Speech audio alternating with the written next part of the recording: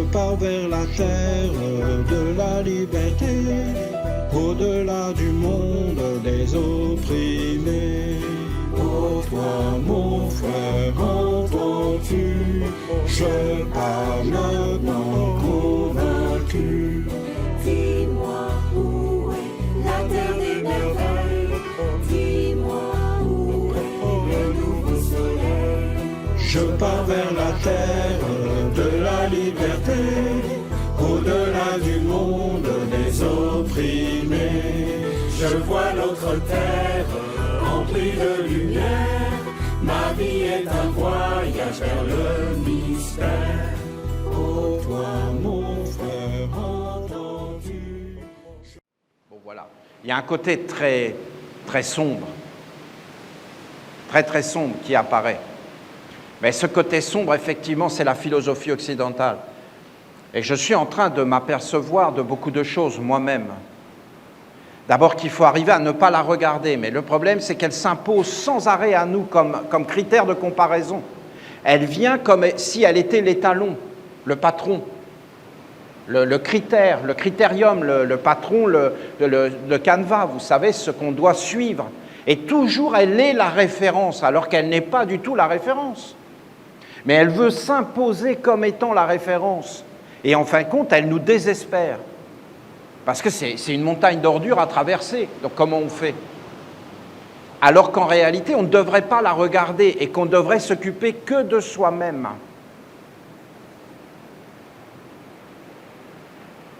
Et qu'on devrait être là et sans s'occuper de ce monde qui sans arrêt veut nous envahir, nous capturer, prendre notre attention. Et la clé, elle est être soi. Et en fin de compte, faire ces choses pour soi et en soi. Ce que je veux vous dire, c'est que les anciens, ils étaient humbles. Et même quand ils parlaient de religion, ils étaient comme dans la foi.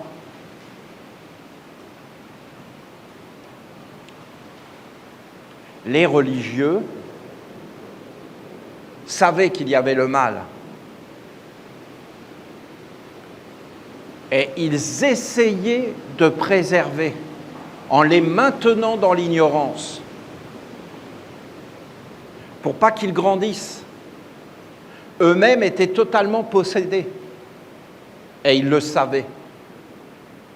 Et ils essayaient de faire en sorte que l'humanité soit préservée et ne soit pas touchée. Mais bien sûr, après, ils ont été trop loin. Et là, ils ont été vraiment trop loin. Et ils ont vraiment fait des choses qu'il ne faut pas faire. Alors, ce monde a grandi. Le monde de l'eau. Dans le mal. Je comprends maintenant, c'est trop clair pour moi. Et l'homme n'est pas.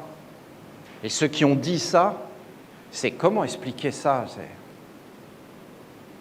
Ils ont dit que l'homme était supérieur, que mais l'homme n'est pas supérieur aux animaux, ni aux végétaux. On est un seul être. C'est comme de dire que les yeux sont supérieurs aux pieds. À un moment donné, ça ne veut rien dire. Oui, on va pouvoir le justifier. Oui, tu vas garder tes yeux par rapport à tes pieds. Mais on va où avec ces idées-là? C'est la globalité qu'il faut regarder. Et ce n'est pas de se séparer. Et l'homme s'est réellement séparé et il s'est isolé. Et il est entré dans une existence unique. Et les prêtres n'étaient plus capables de contacter les anges. Donc ils n'étaient pas capables de renouveler le monde. Ce n'étaient plus des prêtres. Ils ne pouvaient plus protéger. Est-ce que vous pouvez comprendre comment on protège? On protège par l'honnêteté, on protège par les anges, on protège par ce qui est vrai. Le pupitre, quand son double parle, son double est animé. Donc, nous pouvons voir le double. Et en réalité, ça nous éclaire dans notre quotidien. Donc, la vie devient comme belle, comme lumineuse, parce que le mal ne peut pas entrer. Et qu'on n'engendre pas de déchets, on ne fait pas ces mondes. Et aujourd'hui, les humains, c'est ce que dit la mère, sont totalement déracinés. C'est-à-dire qu'ils n'ont plus aucun contact avec le réel. Ils croient vraiment que, par exemple, pour réussir leur vie, il faut faire des études. Ils le croient profondément.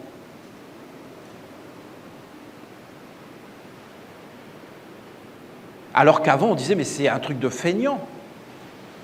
Avant, les gens n'étaient pas idiots, ils savaient très bien, c'était vous n'aurez pas l'Alsace et la Lorraine. Ils savaient très bien c'était pourquoi on allait dans ces endroits où on était endoctriné, déraciné de la réalité, et quand tu sortais de là-dedans, tu ne savais rien faire. Ils avaient un sens commun qu'on n'a plus du tout. On était en train de parler avec un paysan qui voulait nous vendre ses terres. Il disait, mais c'est la catastrophe. Tous les jeunes sont en train de partir en ville. Ils ne veulent plus travailler la terre. Et il nous expliquait qu'avant, là, c'était cultivé partout. Qu'il n'y a plus aucune culture parce que les jeunes, eux, ce qu'ils veulent, c'est être assis avec un ordinateur et être sur les réseaux. Et ils ne veulent plus travailler. Ils veulent tous aller en ville. Et ils abandonnent parce que pour eux, c'est trop dur.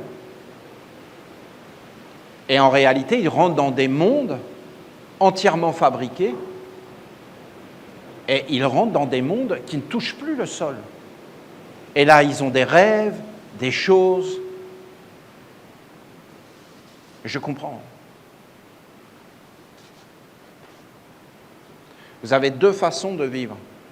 Une façon de vivre très simple, le plus simple possible, le plus vrai, le plus authentique, de ne rien prendre qui n'est pas à toi. Ah non, mais c'est pas de prendre ce qui n'est pas à toi, c'est du pillage.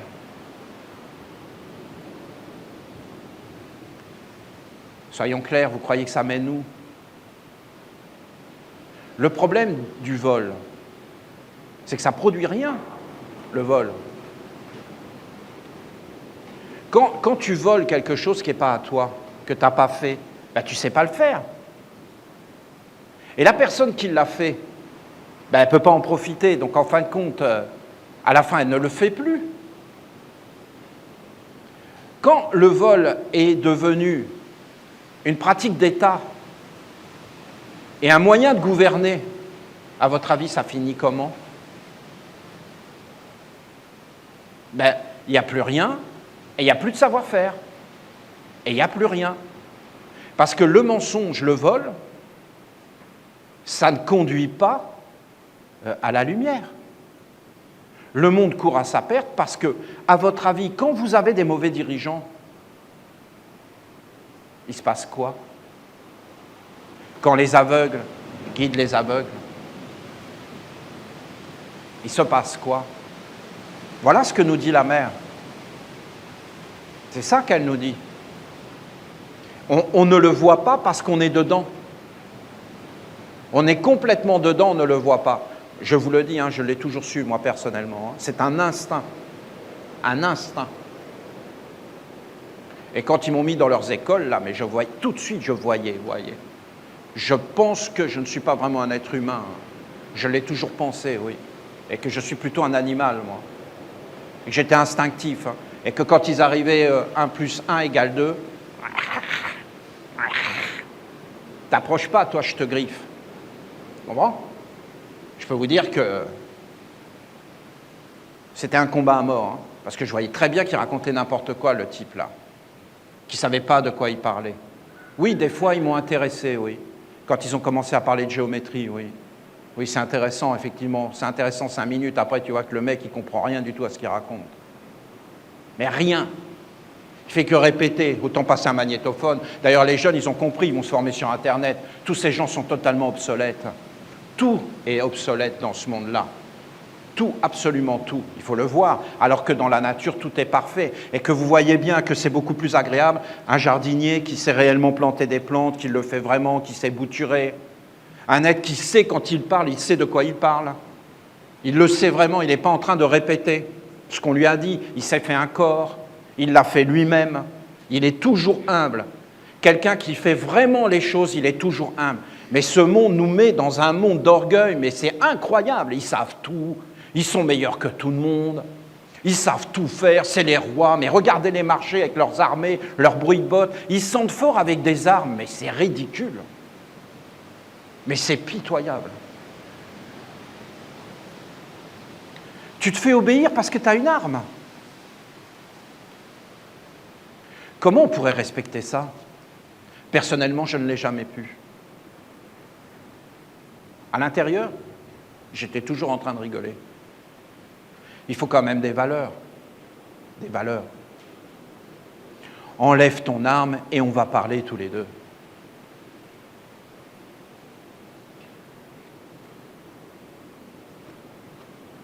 Donne-moi une arme et tu vas voir. Tu ne vas pas avoir le même discours. T'es ridicule, mon ami. C'est ailleurs qu'on trouve l'entente. On ne trouvera jamais l'entente par des armements, voyons. On trouve l'entente par l'éducation, par la simplicité, par l'authenticité, par le réel. Mais quand on sort du réel, qu'est-ce que tu veux faire? Et quand c'est ceux qui sont totalement cinglés, qui sont armés, on fait comment? Donc vous voyez bien que ce monde-là, il n'y a aucune issue. Et imaginez que vous allez vous présenter devant Dieu en venant de ce monde-là. Mais il n'y a aucune discussion possible. Parce que Dieu, c'est les minéraux, les végétaux, les animaux. Oui, les hommes, oui. Les anges, les archanges et les divinités. Et l'homme est au centre, oui. Et il est un intermédiaire entre la terre et le ciel. Il doit protéger les enfants et faire apparaître un monde juste, noble, beau, grand, sans aucun mal. Ce n'est pas très compliqué.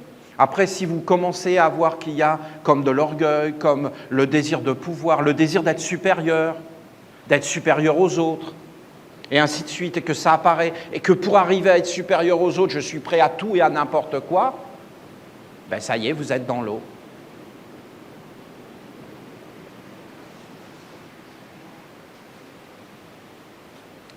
Voilà.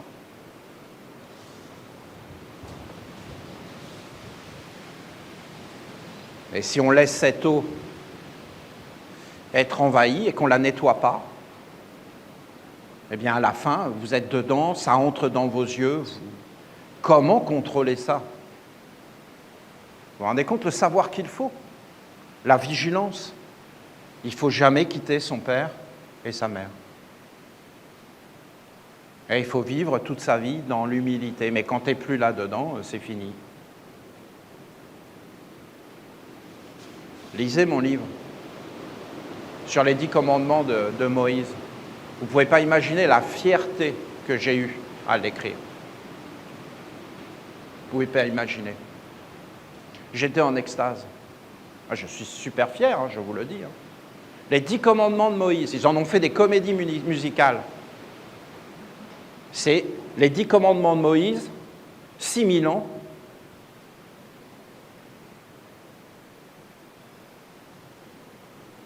Grâce à un ange, je les ai expliqués. Et c'est d'une beauté, et c'est d'une beauté, ces 10 commandements sont d'une beauté. C'est bien de vous montrer qu'en réalité, si vous n'avez pas des prêtres authentiques, ben pendant 6000 ans, ils répètent des commandements qui ne comprennent rien du tout. Ils ne comprennent rien à ce qui est là, parce qu'ils sont en dessous. Et c'est même pire, ils ne sont pas les bienvenus, parce qu'ils ne se présentent pas de la bonne façon. Ils se présentent comme des êtres supérieurs, ils se servent de ces commandements pour avoir le pouvoir sur les autres, alors que ça n'a rien à voir avec tout ça. Tu ne dois pas avoir le pouvoir sur les autres, ni sur les animaux. Tu dois être en accord et être accordé avec la grande harmonie, la grande douceur.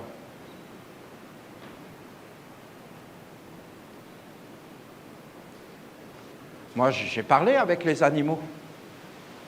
J'ai été leur demander, est-ce qu'on peut vous tuer pour vous manger? Il dit, si c'est fait au nom de Dieu, si c'est fait, nous donnons, parce que l'homme doit appeler les mondes supérieurs pour bénir, Et nous acceptons de participer à l'œuvre de l'homme. Et il n'y a pas de problème. Mais on veut que ça soit fait dans l'honneur, dans la dignité. On ne veut pas de souffrance inutile. On ne veut pas de gaspillage. On veut être traité dans la dignité. Allez parler à tous les êtres. Vous croyez que les animaux ont peur de se donner en sacrifice, de se donner pour une cause juste? Non, ils sont prêts à le faire, sans problème. Les végétaux, pareil. Tous les êtres aiment la grandeur, la splendeur. Et tous les êtres savent qu'il y a une vie supérieure et veulent participer à cette vie supérieure. C'est quand il n'y a plus ça, en réalité, que c'est terrible. Je pense que c'est une grande clé qui a été donnée hier. Très grande clé.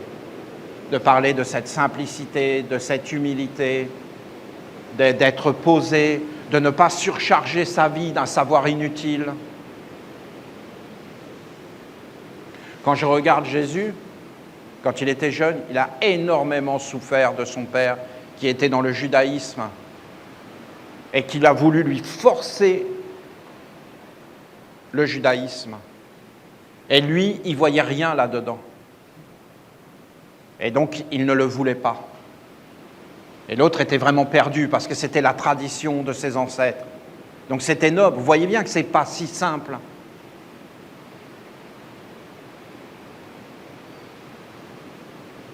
Et je ne sais pas vous comment vous avez vécu, mais on nous force à apprendre des choses qui ne nous serviront jamais à rien.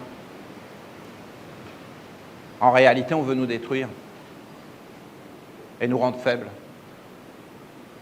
Voilà. Avec des bonnes intentions, hein.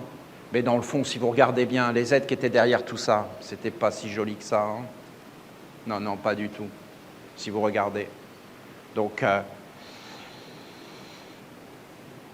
si vous voulez vraiment aller vers la lumière, il va falloir y aller. Il faut vraiment être simple. Il faut vraiment se poser simple. Il faut vraiment enlever le superflu.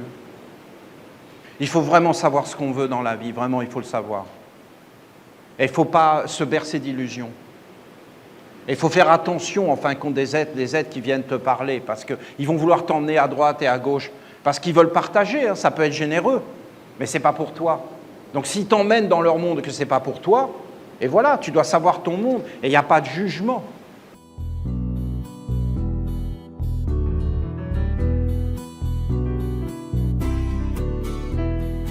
Oh toi mon frère, entends-tu, je pars maintenant convaincu.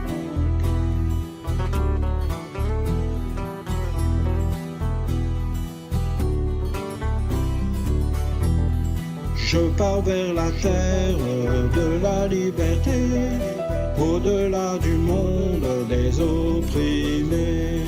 Oh toi mon frère, entends-tu, je pars maintenant convaincu.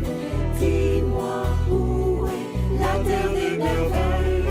Dis-moi où est le nouveau soleil. Je pars vers la terre de la liberté, au-delà du monde des opprimés. Je vois l'autre terre remplie de lumière. Ma vie est un voyage vers le